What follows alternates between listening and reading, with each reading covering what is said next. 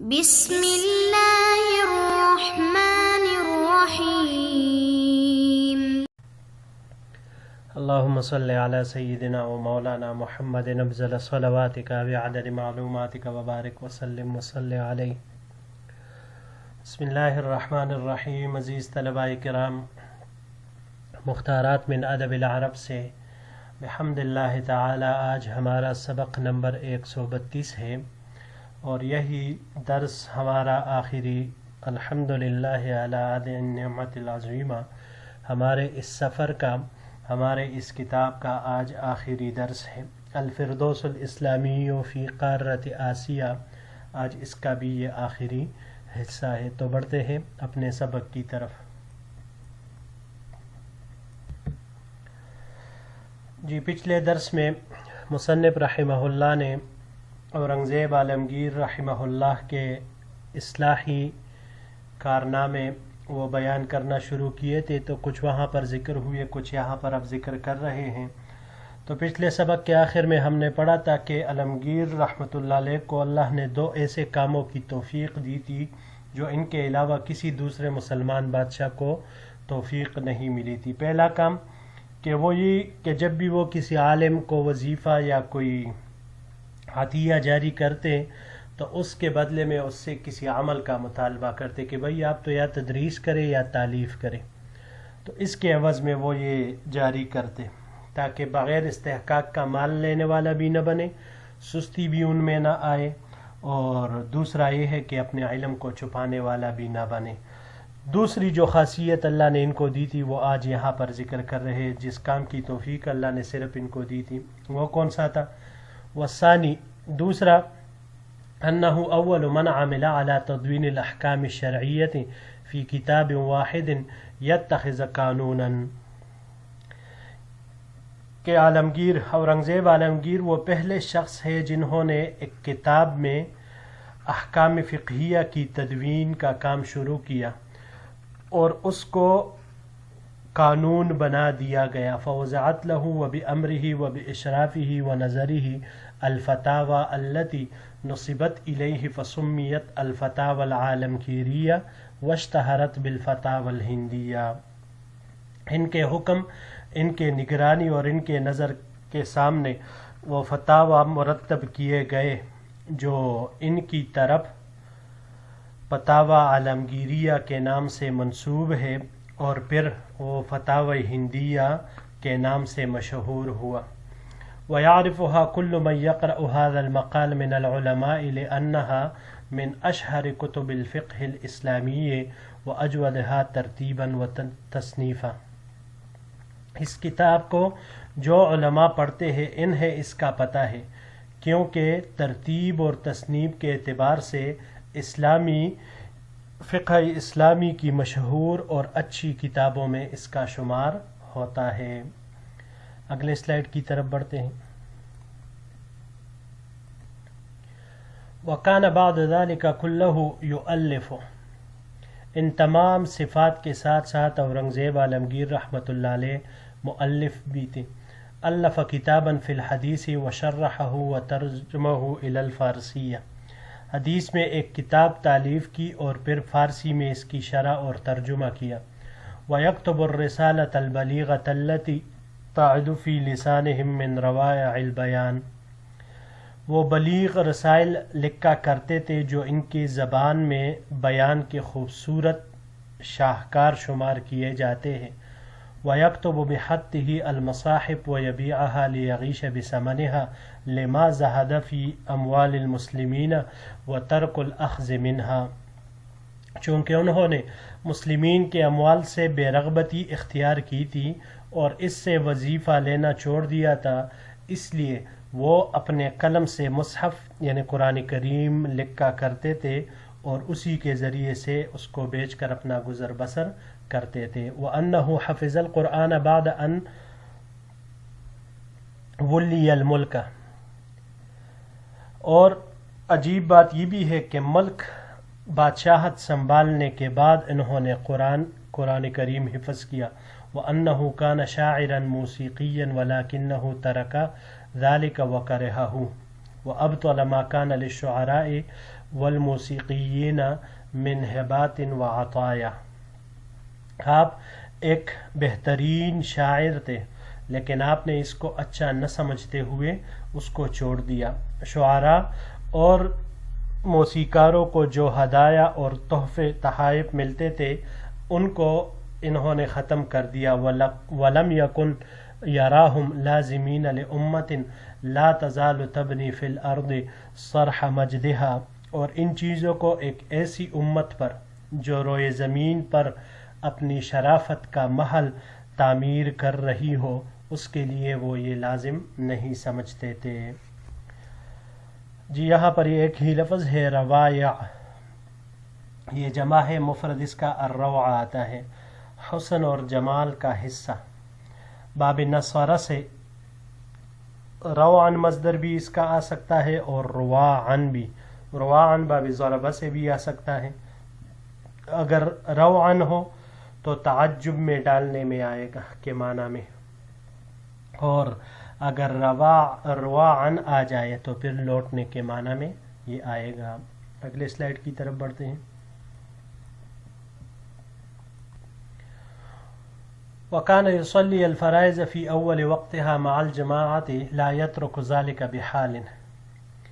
آپ رحمۃ اللہ علیہ فرض نمازوں کو اول اوقات میں جماعت کے ساتھ پڑھنے کا اہتمام اور پابندی کرتے تھے اور کسی بھی حال میں ان کو نہیں چھوڑتے تھے.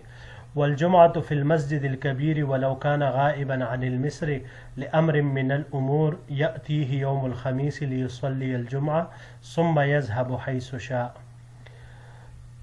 شہر کی بڑی جامع مسجد میں جمعہ کی نماز ادا کیا کرتے تھے، اور اگر شہر کسی کام کی وجہ سے شہر میں موجود نہ ہوتے تو جمعرات کو واپس آ جاتے، جمعہ شہر کی مسجد میں ادا فرماتے اور پھر جہاں چاہتے تشریف لے جاتے.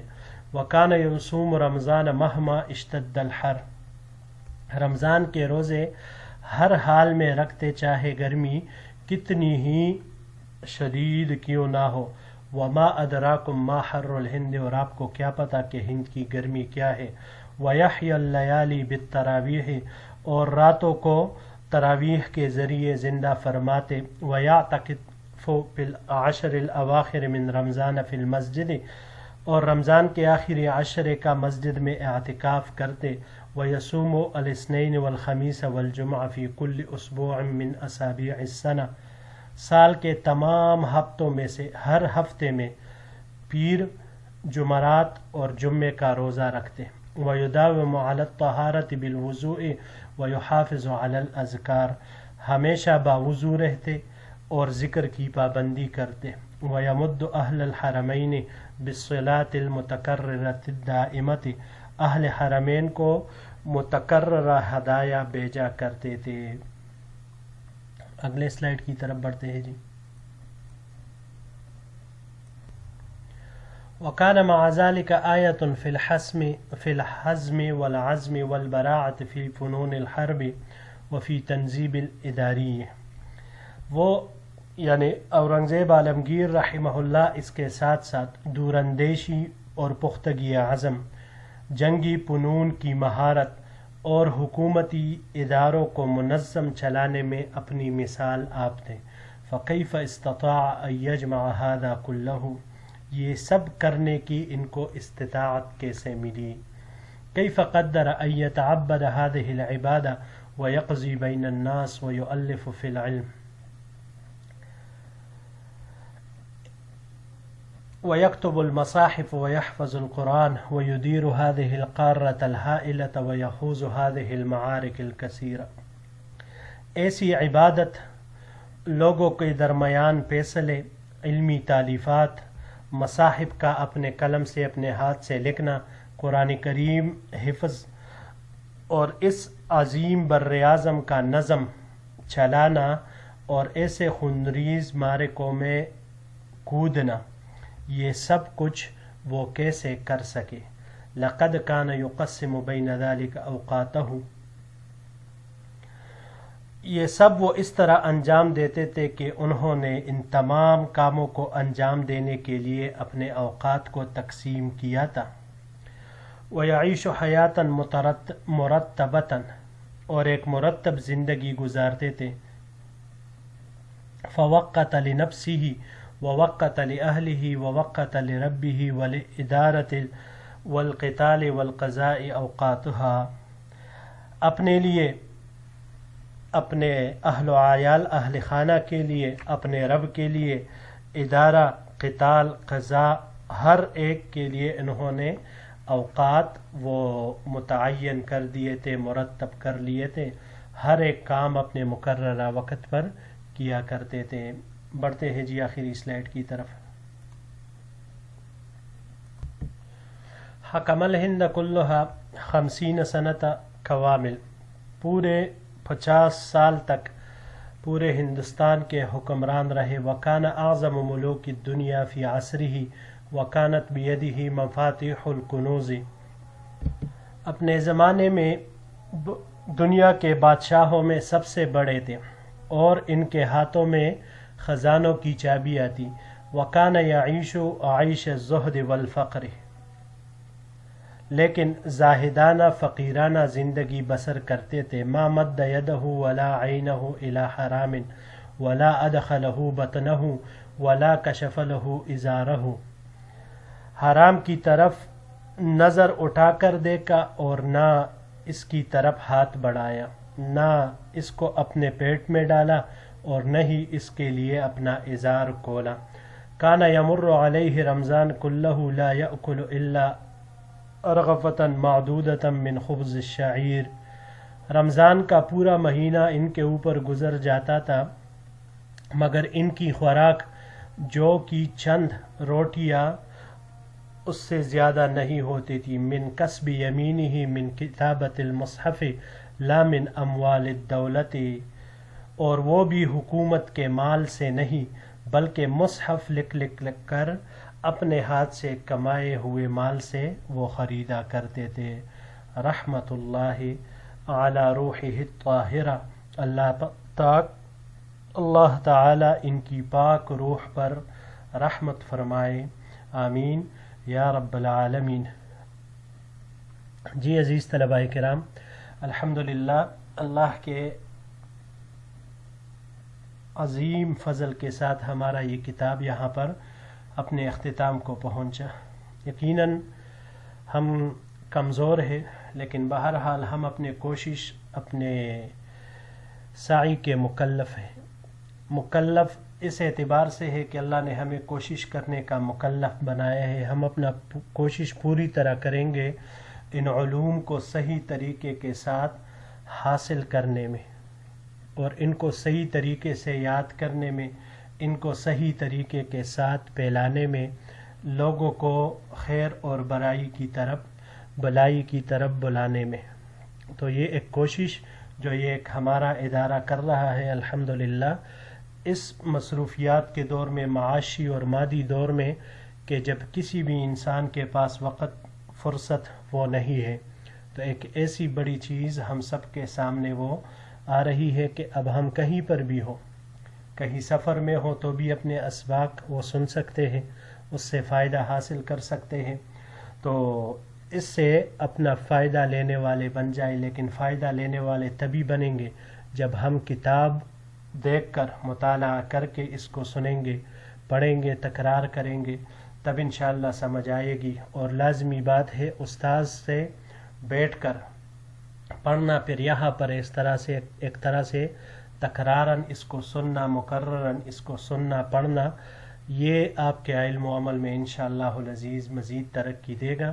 اللہ تعالیٰ سے دست بدعا ہے کہ جو بھی کمی کوتاہی ہم سے ان اسباق میں ہوئی ہو، اللہ محض اپنے فضل و کرم سے ان کو معاف فرما دے. مزید آگے ہم سب کو پورے کامل طریقے کے ساتھ علمی رسوخ حاصل کرنے کی ہم سب کو استطاعت نصیب فرما دے، اور جو کچھ ہم اپنے اساتذہ اور مشائخ سے سیکھتے ہیں، جو کچھ سیکھا ہے، جو سیکھ رہے ہیں، جو سیکھیں گے، اللہ جل شانہ ہمیں ان پر پوری طرح عمل کرنے کی توفیق عطا فرمائے. اور جتنے یہ جو سلسلہ عظیم ہے کتابوں کا، مصنفین کا، ان حضرات کو اللہ جل شانہ اپنے شایع نشان ان کو اجر و ثواب عطا فرمائے، اور اس ادارے کے لیے بھی دعا گو رہیے کہ اللہ تعالیٰ اس کے ان مساعی جمیلہ میں مزید ترقی اور مزید ان کو آگے بڑھنے کی توفیق ہم سب کے ذریعے سے اللہ اس کو نصیب فرما دے، آمین۔ وصلی اللہ تعالی علی خیر خلقہ محمد وآلہ واصحابہ وازواجہ وذریاتہ واہل بیتہ وعلینا معهم اجمعین بجاہ سید المرسلین برحمتک یا ارحم الراحمین۔ ربنا تقبل منا انك انت السميع العليم وتب علينا انك انت التواب الرحيم۔ السلام علیکم ورحمۃ اللہ وبرکاتہ۔